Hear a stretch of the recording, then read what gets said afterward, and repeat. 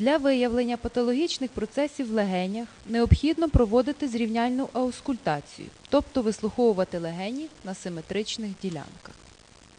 Необхідно дотримуватись певної послідовності. Починають з верхівок і донизу вислуховують передню поверхню грудної клітки.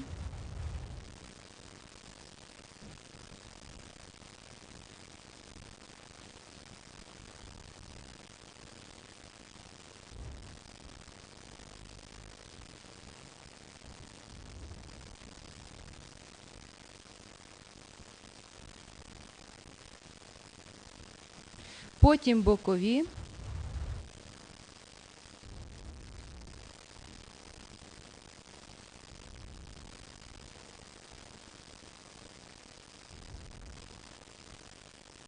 І задні відділи.